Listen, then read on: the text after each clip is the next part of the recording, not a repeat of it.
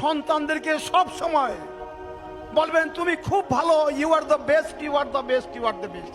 তাদেরকে কোনোদিন তুচ্ছ তাচ্ছিল্য করবেন না, গালমন্দ দিবেন না, কোনোদিন বলবেন না তুই গাধা, তুই শুয়োর, তুই গরু, তুই কুত্তা, তোরে দিয়ে কিচ্ছু হবে না। এই সমস্ত কথা কোনোদিন সন্তানদেরকে বলবেন না। বাবা মা হিসাবে সন্তানদের অনুপ্রাণিত করবেন, সব সময় ভালো বলবেন, তার গুণ বলবেন। তুমি খুব ভালো, ডেইলি স্কুলে যাও, ঠিক মতো লেখাপড়া করো, শিক্ষককে মান্য করো, কোনো বন্ধুর সাথে ঝগড়া করো না, কোনো বন্ধু টিফিন না আনলে তুমি খাইয়ে দাও, তুমি কারো ব্যাগের থেকে কোনো জিনিস চুরি করো না। এই সমস্ত জিনিস মিয়া সাহেব কলের গানের মতো বলতে হবে। আইনস্টাইন স্কুলের থেকে বের করে দিয়েছে টিচার, তার মার কাছে একটা চিঠি লিখে দিছে, তোমার ছেলে একটা গাধা, তার দিয়ে কিচ্ছু হবে না, তাকে লাঙ্গল জল কিনে দাও, সে হাল চাষ করে খানা দানা করে। আইনস্টাইন দৌড়ে গেছে আম্মার কাছে, আম্মা শিক্ষক আমার ব্যাপারে কি লিখছে, আমাকে তো স্কুল থেকে বাইর করে দিছে।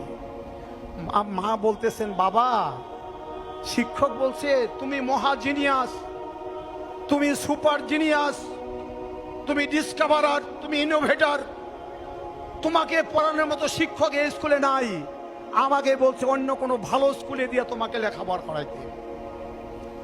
60 বছর বয়সে আইনস্টাইন নোবেল পুরস্কার পেলেন। একদিন পুরানা কাগজপত্র খুঁজতে গিয়ে শিক্ষকের সেই চিঠি পড়ল। শিক্ষক বলেছিল আপনার ছেলে একটা গাধা, তাকে দিয়ে কিচ্ছু হবে না, লাঙ্গল জোড়া কিনে দেন তাকে চাষবাস করার জন্য। সেই আইনস্টাইন যখন নোবেল পুরস্কার পেল, তখন তিনি বললেন শিক্ষক মহাশয় আমাকে বুঝতে পারে না।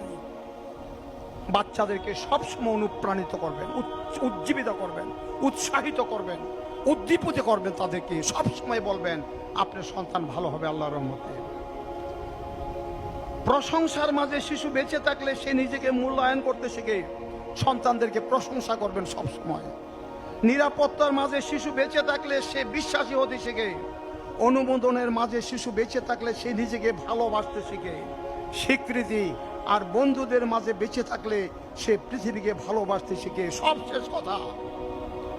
সর্বশেষ কথা সন্তানদের ব্যাপারে এটা মনে রাখবেন, বাবা মা যদি পরস্পরকে ভালোবাসে, সন্তানরা নম্র, ভদ্র, বিনয়ী, ভালো মানুষ হতে শিখবে। সুবহানাল্লাহ।